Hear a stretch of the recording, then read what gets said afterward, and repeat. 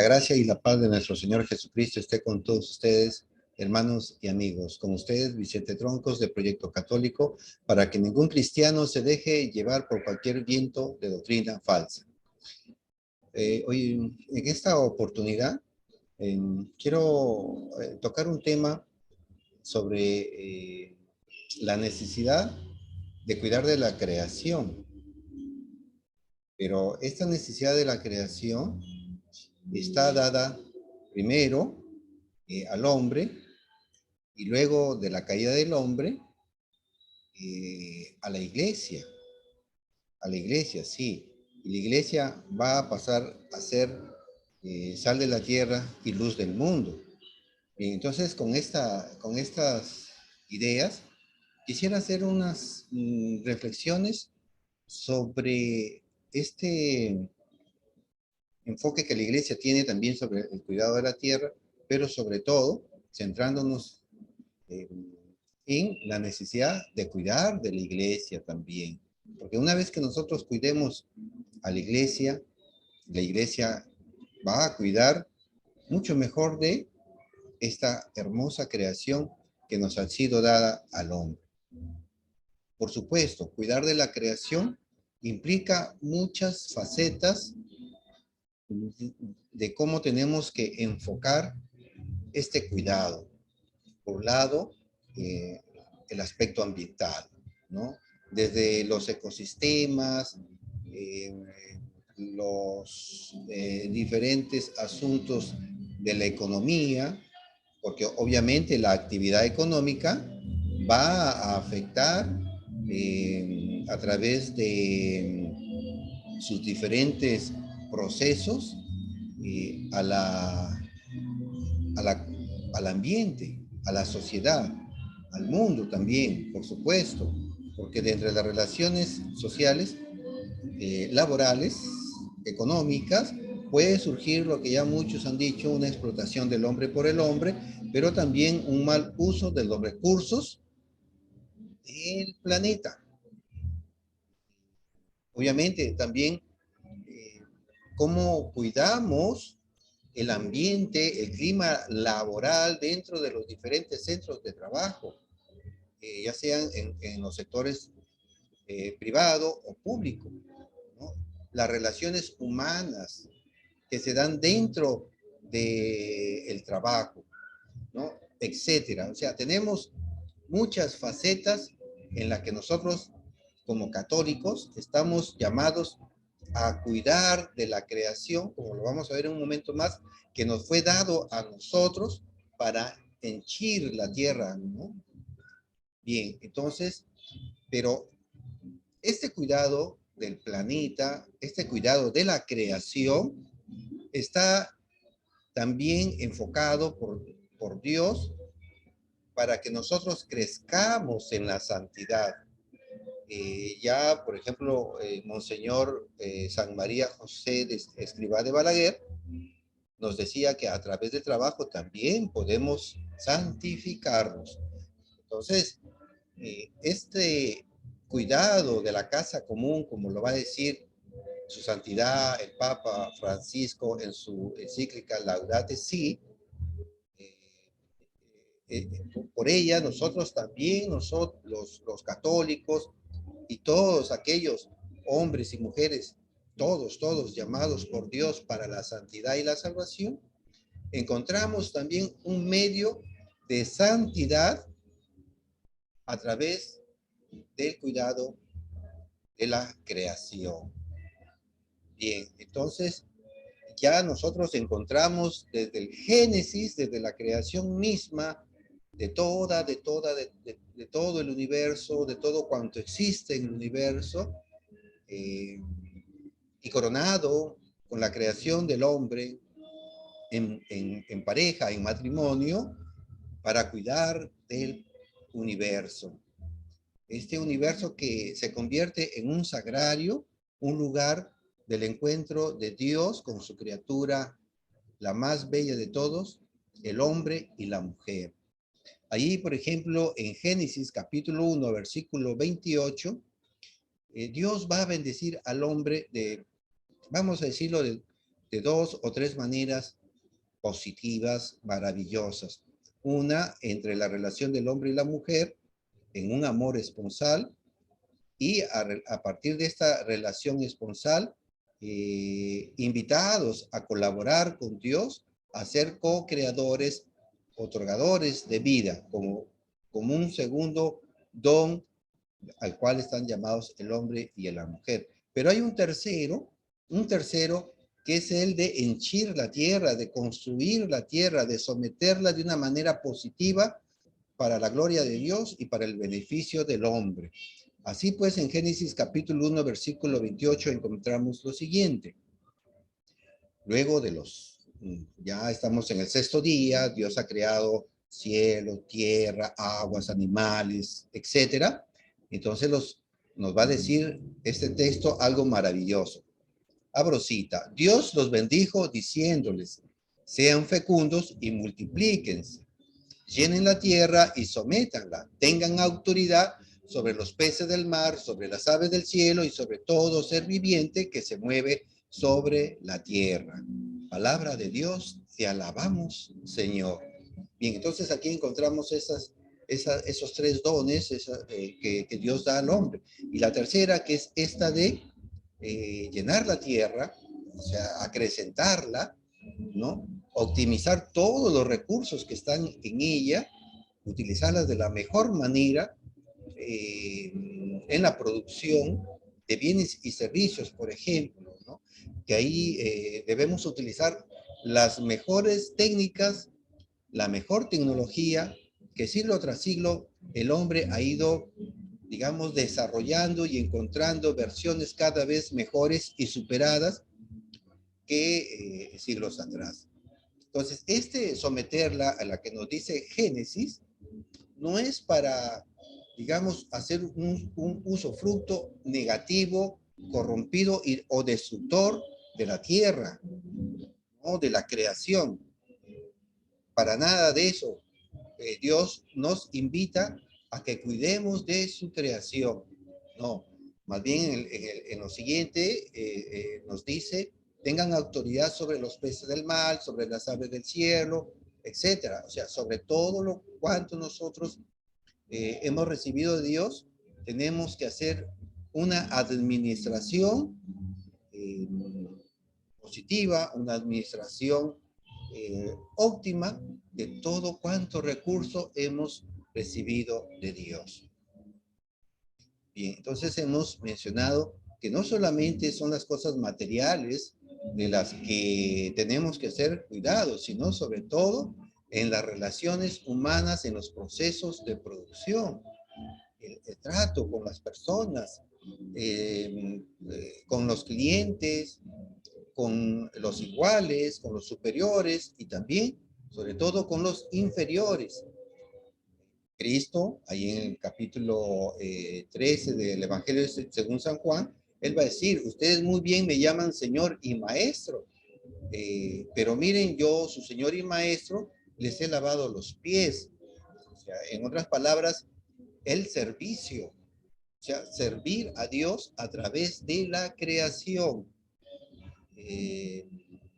Lamentablemente, estamos viendo en diferentes lugares, por ejemplo, que en las calles, en muchas calles, en las carreteras que unen ciudades, encontramos grandes cantidades de desperdicios, contaminación de ríos, eh, un mal uso de la minería.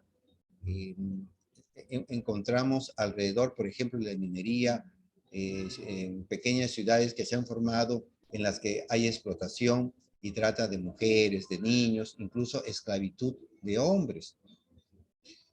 Bien, entonces, todo este mal desarrollo obviamente tiene un principio, tiene un origen, y eso lo vamos a encontrar ahí mismo en el Génesis, en el capítulo 3, en que el hombre y la mujer pecan, ¿no? Hay una desobediencia ante Dios, querer igualarse a Dios, y entonces se crea una distorsión, primero entre el hombre con Dios y en la relación hombre con hombre, porque lo primero que, por ejemplo, hace Adán es recriminarle a Dios que le había dado una mujer que lo había hecho cometer el pecado.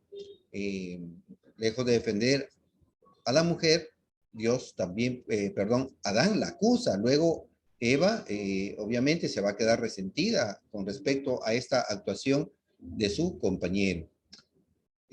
Pero seguido nosotros encontramos en el Génesis, en el capítulo 4, por ejemplo, en el versículo 8, que Caín mata a su hermano, asesina a su hermano, ¿no? Ya luego Dios nos va a dar un mandamiento: no matarás, un cuarto mandamiento. Posteriormente, en el Génesis, o versículos más abajo, en los versículos 19 y 23, encontramos ya los primeros casos de adulterio de los que nos habla la Biblia. Es el caso de Lamec, que tuvo dos mujeres, Ada y Sela. Nos dice ahí en el versículo 19. Y en el versículo 23 encontramos ya una violencia del hombre contra la mujer, un sometimiento por la fuerza del hombre, va sometiendo a la mujer. Abrimos cita. Lamec, dijo Lamec a sus mujeres: escúchenme ustedes, Ada y Sela, oigan mis palabras, mujeres de Lamec. Yo he matado a un hombre por herirme y a un muchacho porque me golpeó, etcétera, ¿no? Palabra de Dios, te alabamos, Señor. Bien, entonces aquí hay una amenaza contra dos mujeres y hay una violencia contra la mujer. Entonces, pero tiene dos mujeres, ¿no? Cuando el mandamiento en el capítulo 2 de Génesis nos dice, pues el hombre deja a su mujer, la mujer también deja a su, perdón, el hombre deja a sus padres, la mujer deja a los suyos, y se unen y serán una sola carne, una sola carne. Bien, entonces, a partir del pecado encontramos ya estos desarrollos de más vicios en la humanidad. Y obviamente eso se va a traducir también en el daño a la creación. Y el mayor daño de la creación es a la criatura predilecta por Dios, que es el hombre y la mujer. Ya luego vendrán pues la esclavitud, etcétera. Y se va dando una perversión cada vez más generalizada del mal. Y ya lo encontramos ahí en Génesis capítulo 6, versículos 5 al 11, etcétera, en la que ya se va dando pie a este diluvio que hubo, justamente para purificar toda esta perversidad del hombre. Bien, ahí en Génesis capítulo 6, versículos 5 y 11, leemos lo siguiente. Yahvé vio que la maldad del hombre en la tierra era grande y que todos sus pensamientos tendían siempre al mal. El mundo se corrompió a los ojos de Dios y se llenó de violencia. Palabra de Dios, te alabamos, Señor. Y entonces vamos encontrando este desarrollo, como decimos, cada vez más grave del pecado hasta inundar toda relación humana, llegando pues a la esclavitud también. Bien,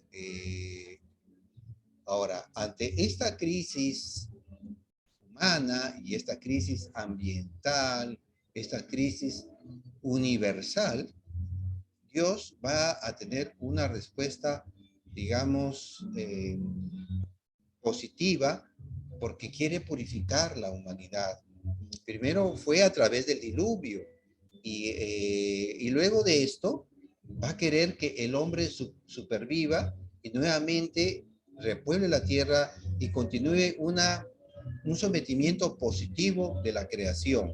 Ahí en Génesis capítulo 9, versículo el 1 al 7, vamos a leer lo siguiente. Nuevamente, a través de una nueva alianza, que la primera fue con Adán y Eva, y ahora en esta con Noé y su familia. Abro cita, Génesis capítulo 9, versículo 1. Bendijo Dios a Noé y a sus hijos y les dijo: crezcan, multiplíquense y pueblen la tierra. Aquí lo mismo que encontramos en Génesis capítulo 1, versículo 28. Y vamos a ver la segunda parte de Génesis, pero aquí en el capítulo 9, ¿no? versículo 7. En cuanto a ustedes, tengan hijos y multiplíquense. Dispérsense sobre la tierra y domínenla. Domínenla. Palabra de Dios, te alabamos, Señor. Y entonces Dios mantiene estas promesas dadas a los hombres incluso luego del pecado. Luego del pecado, Dios ofrece una nueva alianza con el hombre. Dios no quiere que se pierda la tierra. Pero esta alianza de Noé es un tipo todavía de la alianza nueva y eterna que nos va a traer nuestro Señor Jesucristo. Vamos a ver que en Cristo encontramos la salvación definitiva y la renovación de la creación. Y ya por eso, ya eso incluso nosotros lo encontramos en el Génesis capítulo 3, versículo 15, donde se nos promete, ¿no?, que vendrá un Salvador. Bien, en el Evangelio según San Juan, capítulo 3, versículos 16 y 17, ya encontramos ese don maravilloso de esta salvación de la creación entera y especialmente del hombre. Y esta provisión que Dios tiene de salvación es a través de su Hijo Jesucristo. Y a través de él va a salvar el mundo, o sea, toda la creación, todo cuanto Dios ha creado.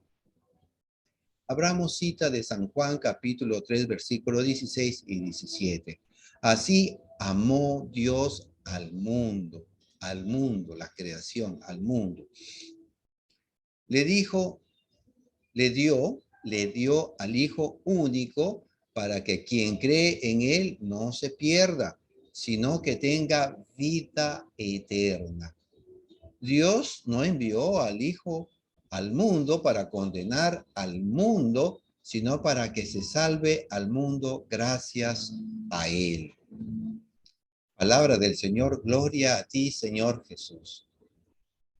Aquí Dios nos está revelando nuevamente este pacto de salvar al mundo, de darnos al mundo, ¿no?, de hacer una renovación del mundo que había caído por consecuencia del pecado.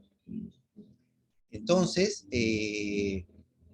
pero no es que solamente ya lo salva y ahí lo deja, sino que también Cristo en este proceso de salvación, y van a haber momentos especiales, momentos particulares de salvaciones o de llamados de salvación particulares, pero que simbolizan un llamado general a todos nosotros para que luego de recibir a Cristo, sigamos viviendo una vida de santidad.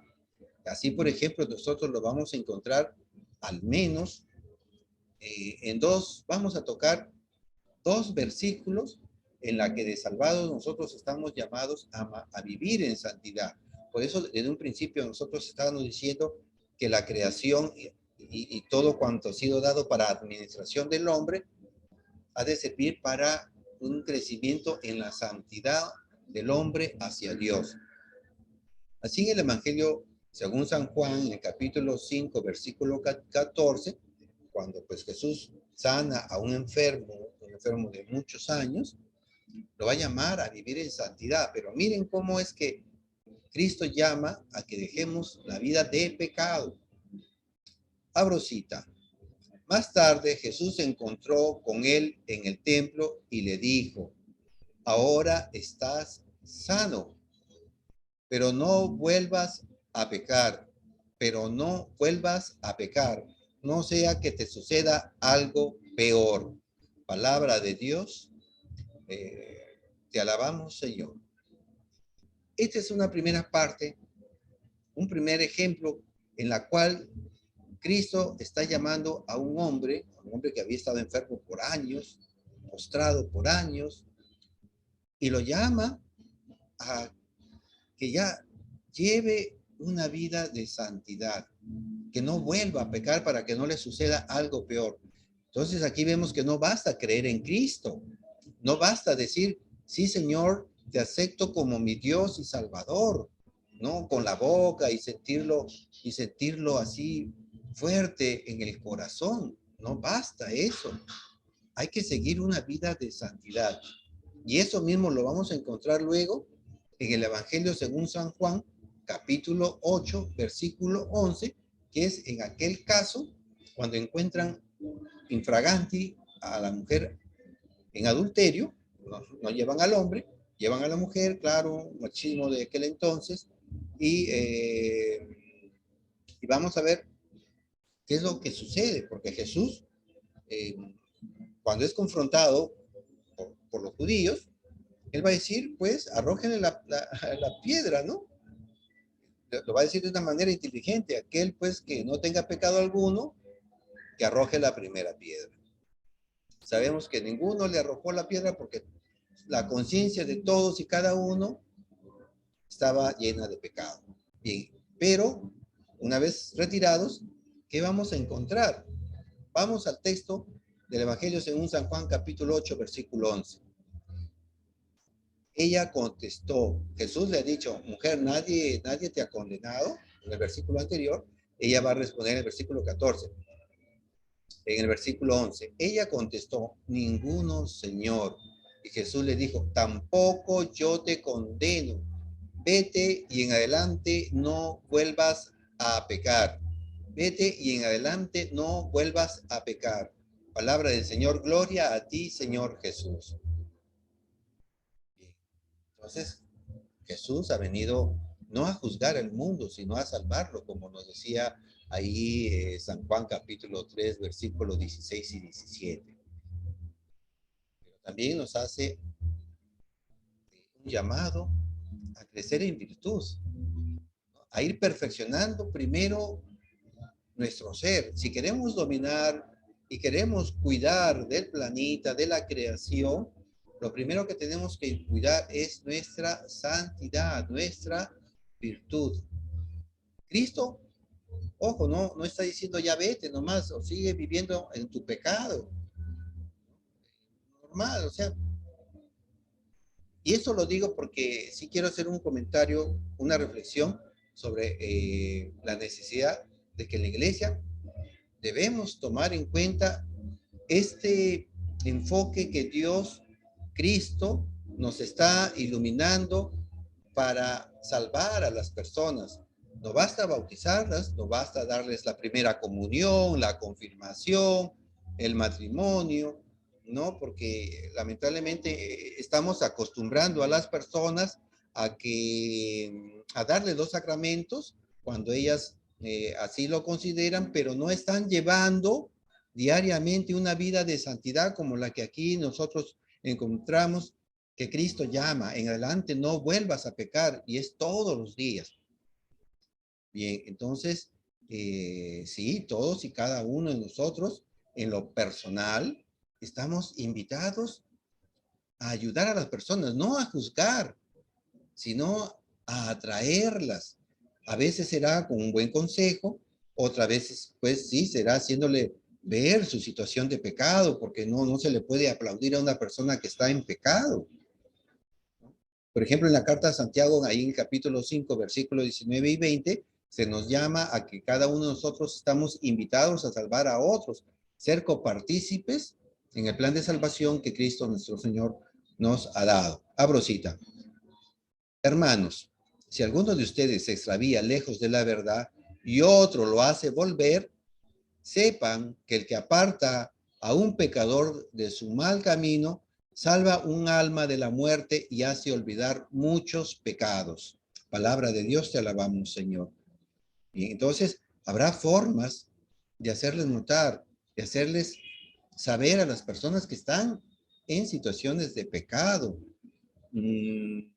Aquí, por ejemplo, yo reflexiono, qué pasa con una persona que durante 5, 10, 20 años va a misa, no comulga porque está en una situación de pecado, pero nadie se lo dice, nadie le hace ver que está en esa situación, no se lo dicen directamente, se le dice con palabras bonitas.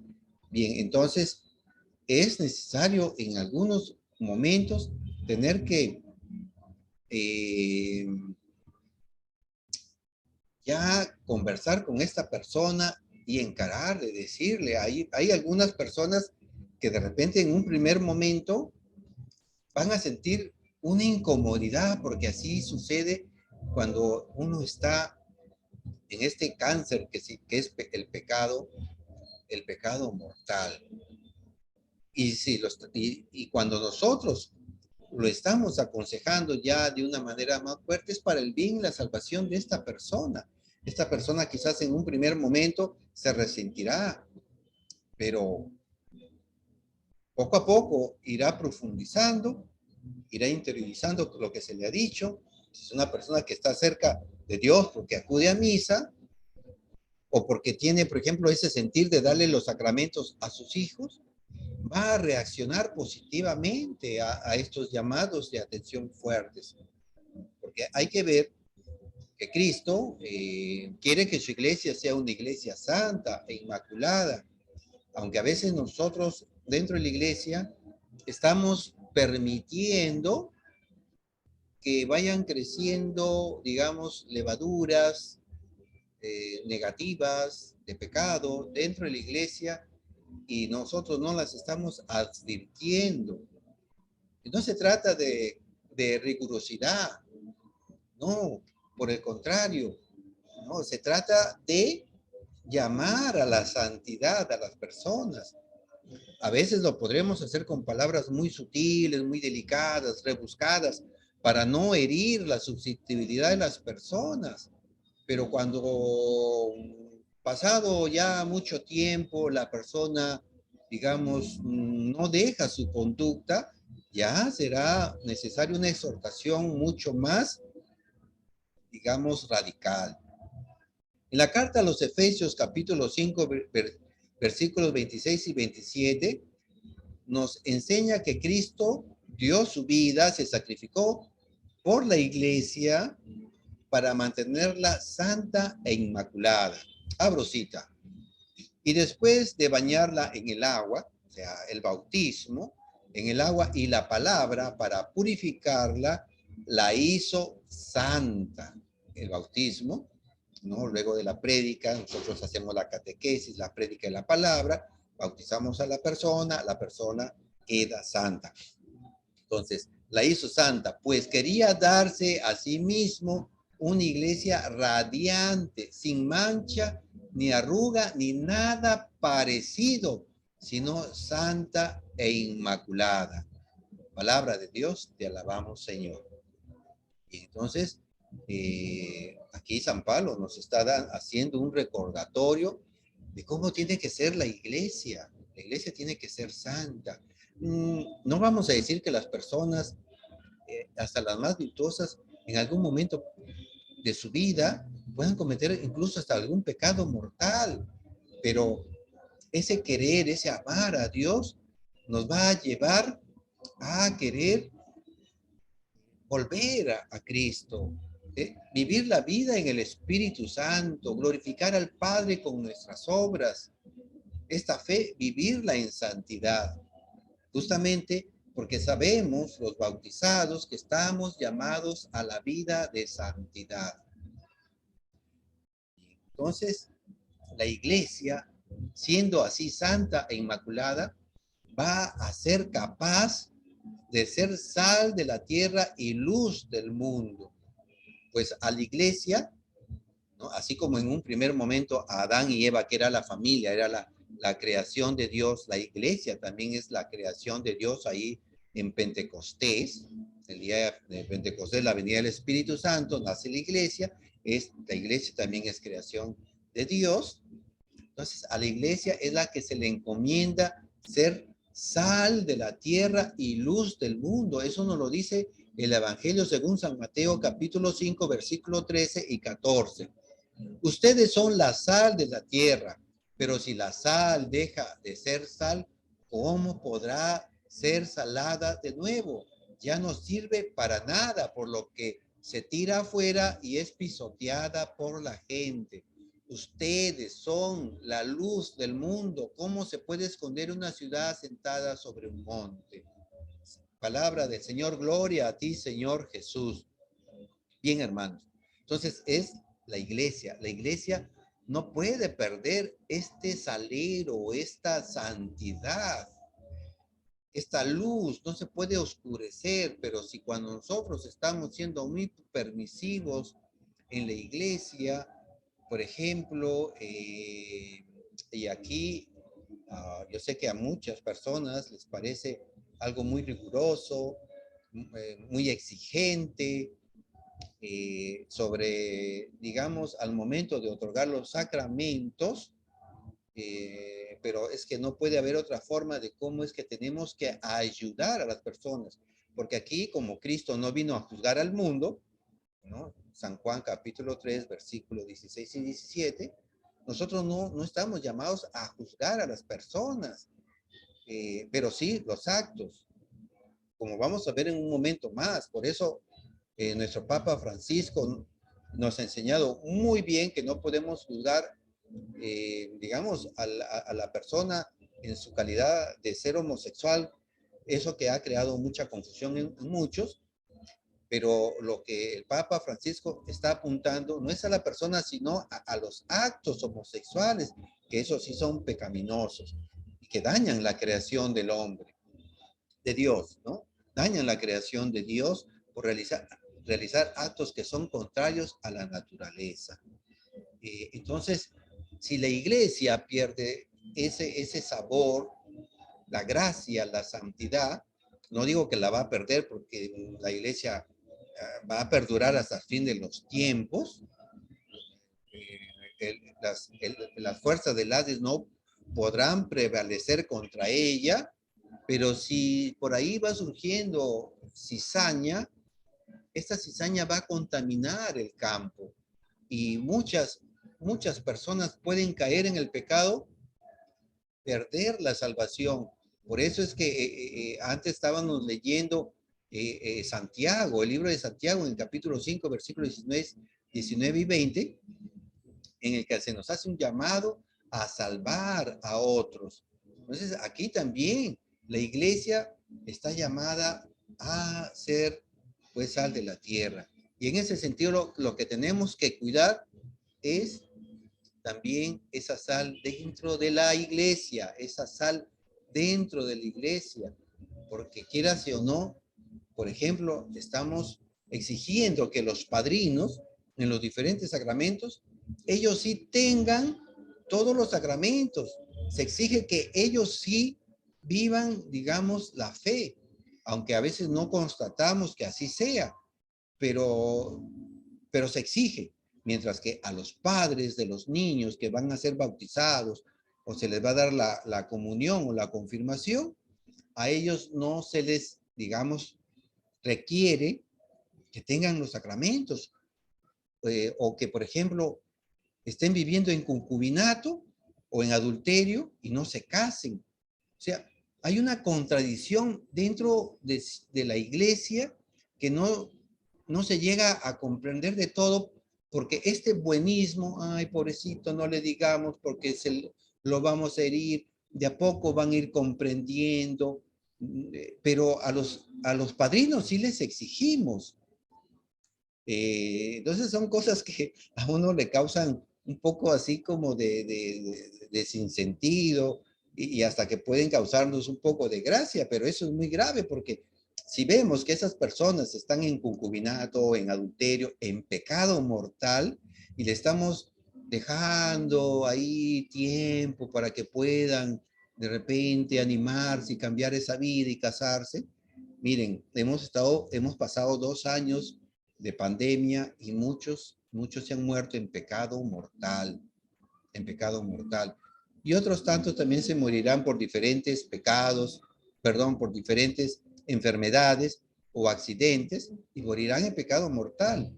Pero ahí como que los estamos dejando, terminan los sacramentos, los hijos y no se casaron. Habría que revisar los métodos de cómo nosotros los movemos a convertirse. No se trata de juzgar ni de exigirles. Obviamente, nadie puede ponerle una pistola a una persona para que se case, ya es decisión de ellos. pero hay que ver que los niños que llevan a los sacramentos van a estar viviendo no con el padrino, sino con los papás de quienes están recibiendo un mal ejemplo. Termina el sacramento, ¿no? Con el rito apropiado, y luego desaparecen esos niños porque los papás ya no los llevan a misa, porque los papás no fueron suficientemente catequizados. O sea, aquí tenemos que apuntar más que con los niños, más bien con los papás.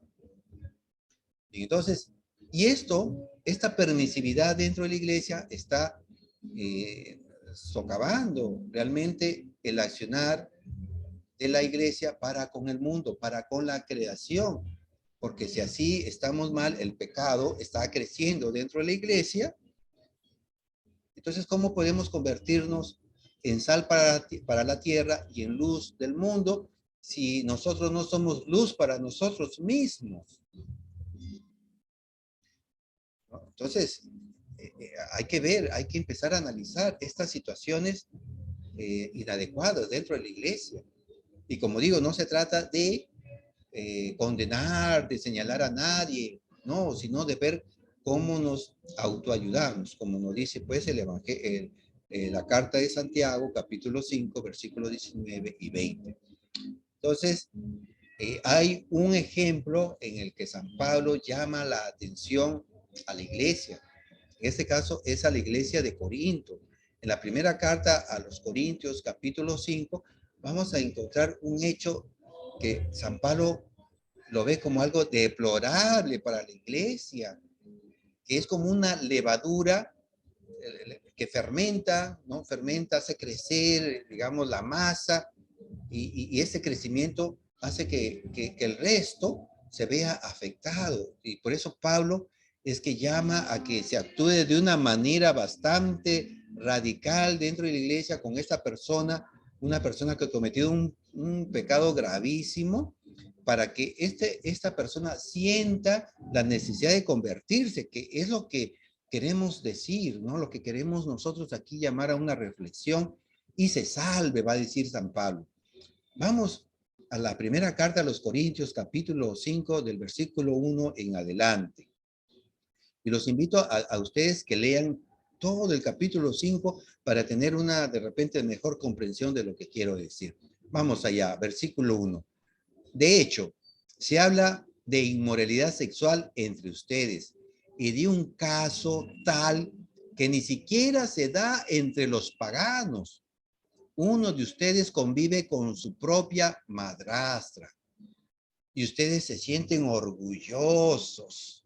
Claro, los corintios tenían también los dones del Espíritu Santo, entonces ellos se sentían orgullosos también por estos dones, etcétera, ¿no? Y ustedes se sienten orgullosos. Más bien tendrían que estar de duelo y expulsar de entre ustedes a ese pecador. Está hablando de excomunión, hermanos, está hablando de excomunión. O sea, pero no se trata de una maldad. Vamos a entender que San Pablo lo que quiere es la salvación de estas personas. Sepan que ya he juzgado al culpable, como si estuviese presente, pues estoy ausente en cuerpo, pero presente en espíritu. Sí, Pablo está hablando de juzgar, no de condenar, ojo, porque Pablo lo va a aclarar más adelante, sino de ser un juicio positivo de un mal que se está cometiendo, ya está hablando del acto, no, y no tanto así de la persona, no condena a la persona, sino el acto. Continuemos. Reunidos ustedes y mi espíritu en el nombre de nuestro Señor Jesús y con su poder. Entreguen ese hombre a Satanás, que venga sobre él desgracias. Presten atención a lo que viene, pero que se salve el espíritu en el día del juicio. Pero que se salve el espíritu en el día del juicio. Bien, entonces, sí, tenemos que a veces ser un tanto exigentes con la vida pecaminosa de algunas personas. Porque así como Santiago y ahora San Pablo y Jesús, que Jesús nos llamó a no volver a pecar luego de ser sanados del cuerpo y del espíritu, y Jesús nos llamaba a una vida de virtud, aquí San Pablo también nos está enseñando la salvación de la persona. Tanto amó Dios al mundo que entregó a su Hijo para salvación del mundo. Versículo 6. Estamos en la primera carta de los Corintios, capítulo 5, ahora versículo 6. ¿No es este el momento de sentirse orgullosos? ¿No saben que un poco de levadura hace fermentar toda la masa? Echen fuera a la vieja levadura y purifíquense. Echen, dice, fuera la vieja levadura, el pecado, ¿no? Ese pecado, y purifíquense. Ustedes han de ser una masa nueva. Pues si Cristo es para nosotros la víctima pascual, ustedes son los panes sin levadura, la ofrenda, lo que en Romanos capítulo 13, versículo 1, nos llama a ser sacrificios vivos, santos para Dios, ¿no? Nosotros ser panes sin levadura, así como Cristo se entregó en el pan, este es mi cuerpo, dijo, refiriéndose al pan, ¿no? Y se entregaba como ofrenda, nosotros también tenemos que entregarnos como una ofrenda santa, ¿no? Bien, entonces, basta ya de vieja levadura, la levadura del mal y del vicio, el pecado, ¿no? Y celebren la fiesta con el pan sin levadura, que es pureza y sinceridad. Paso al versículo 13 y con esto termino ahí. Dejen que Dios juzgue a los que, ay, perdón, un momentito aquí, un momentito. A ver, versículo 13. Dejen que Dios juzgue a los que están afuera, o sea, a los que no son miembros de la iglesia. Pero ustedes saquen al perverso de entre ustedes, saquen al perverso de entre ustedes. Palabra de Dios, te alabamos, Señor. Sí, la excomunión, alguien que está en un grave pecado, en un pecado mortal, que está, que está pues causando daño a la iglesia con el mal ejemplo, ¿no? Sí, fuerte, parece riguroso lo que dice San Pablo.